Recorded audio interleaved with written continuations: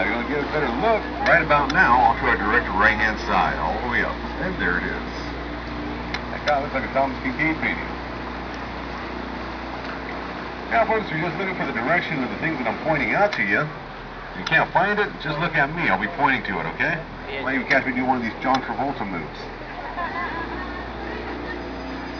Now folks, if you ever decide to move here to San Antonio after the tour, like I did, you can walk right into this office here to our right-hand side. That is our Chamber of Commerce.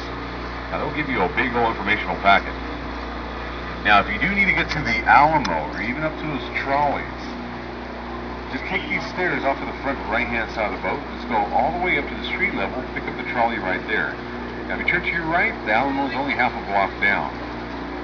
Now folks, for our city ambassadors, when I was describing, well, there's one off to our left-hand side. We're down wearing that Batman utility belt. Got a bunch of maps in there. Now directly ahead of us here, we have Casa Rio Restaurant. This was actually the very first eating establishment here on the river. Opened up back in 1946. Now the family that owned it way back in the day, they still own it. Yes, a nice German family. Seriously. That's actually where Tex-Mex food comes from. It's actually half German, half Mexican. The Germans settled up over here back in the 1800s. Now we do have two hotels here that made it into the Guinness Book of World Records. The very first one I'm going to talk about is off to our left-hand side. It's the Hilton Palacio de Rio Hotel. Now folks, I want you to take a close look at those rooms there before I start getting into the story. Now they kind of look like big old cement squares, don't they? That's exactly what they are.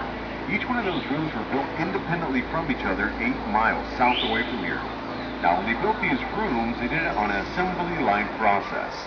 First they built a room called a module, painted it, placed a carpet in there, made the beds.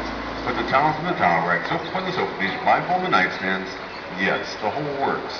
Every little single detail, down to the ashtrays. Then they loaded up these rooms in a flatbed truck and they hauled them over here. Now once they're overhead with cables and cranes, they stacked them up like Lego blocks on top of each other, cementing the whole works in. Now those cranes couldn't reach the very top, so they had to bring in a helicopter to finish it off. And it was completed within 202 working days, just in time for the World's Fair. It opened up 3 days afterwards. Now the reason why they did it in this fashion was they booked up all 500 rooms a year in advance for the World's Fair of '68, and there was nothing built. They didn't even break ground. So they're in a panic rush to get things done, so they came up with an idea like how you build naval ships, and it worked. So it entered into the Guinness Book of World Records for the fastest hotel to be built. Yeah, not too bad for 202 working days. Now directly ahead of us, we'll be entering La Villita, which means little village in Spanish. Now back in the 1700s, there used to be housing for Spanish colonial soldiers and their families. Then in the 1850s, the Germans settled up in this area and made a nice little village. Now 2 of those houses you can see directly ahead of us.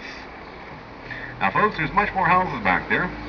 That's a nice little artisan community with boutiques and also restaurants. Now you can enter La Villita by going up the stairs directly in front of the boat, which brings us into the Arneson River Theater, where we have seating for 800 off to the left. Off to the right, we do have the stage itself. Now folks, if this stage area looks familiar to you, it was in the movie Miss Congeniality. Now we do have a show starting at 8:30. It's called Fiesta Noche de Rio. It's $15 a person. Now there's a bunch of flamenco dancers, folklorico dancers, mariachis, quite the entertainment. Now, if you take a look up there on the stage, you're going to see 5 bells. They represent the 5 missions of San Antonio. Now, the middle bell has an inscription of Robert Hugman, who happens to be the architect and designer of the Riverwalk. Now, I'll get back to this history just a little bit later. Now we're passing through Rosita's Bridge, named after Rosita Fernandez, who used to perform back on that stage for 26 years. She was also featured in the movie The Alamo with John Wayne. Now folks, I like to get through this area a little bit on the quick side, because take a look on the trees here. See this first limb? See that bird right there? Kind of looks like a road runner. That is called the yellow-crested night heron. Right over here. Yeah. Now folks, urban legend has it that these birds escaped from the San Antonio Zoo a couple of years back. Well anyhow, those wonderful birds, well, they decide to make their home, well, guess what? Directly over our heads. And that's the whole reason why we wear these hats. Yeah, good luck to you. Now that was actually a female. It kind of looked like roadrunners. Now the males, oh, they're very beautiful. They're grayish in color. Hopefully we'll see one. I'll point one out to you. Now directly ahead of us we have Presa Bridge, which means dam or barricade in Spanish. Now back in the 1700s, there actually used to be a dam straight across here. It used to divert water to Mission Concepcion. Now folks, take a look off to the front right-hand side of the boat. I see a rather large tree. Now the root ball of that cypress tree forms a heart-shaped island called Marriage Island. Now we usually have about one wedding a day here. Now the metal sculpture that you see on the island, that is called Father Manzanet's table. That's there to celebrate the very first Catholic Mass here on the river. Back on June 13th, 1691, that was the feast day of San Antonio. So they christened the river, San Antonio River. Later on the city adopted its name. Now we're passing through the old Mills crossing.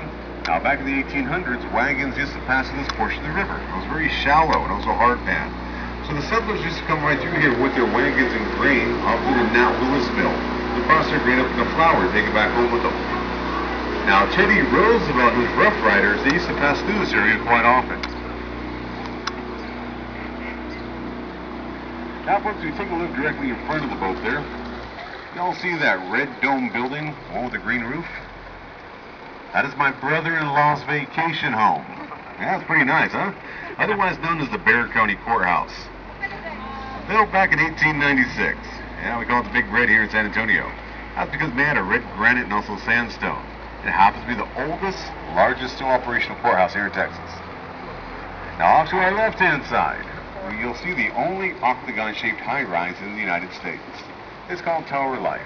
Opened up back in 1929. It's 404 feet tall, which makes it 30 stories high. Now it's done in a neo-Gothic architectural design. Now if you take a look on the very first floor there, you can see grotesque faces just staring at us.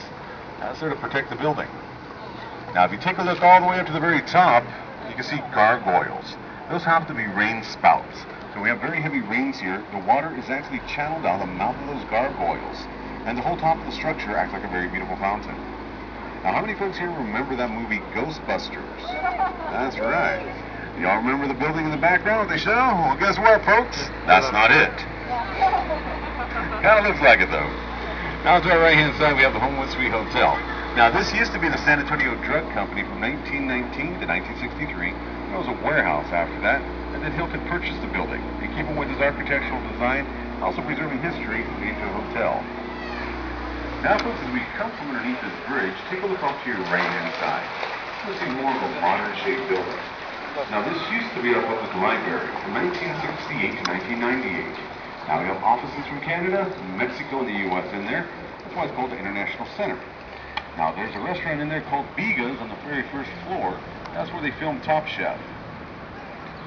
Right there. Now folks, take a look directly behind the boat. You can take a wonderful picture of your boat captain. Now, okay, there you go. Tower of Life there, folks. Kind of looks like a large syringe from this angle. Now, take a look at the base portion of the building itself. See how it's shaped? It's meant to look like a front of a ship.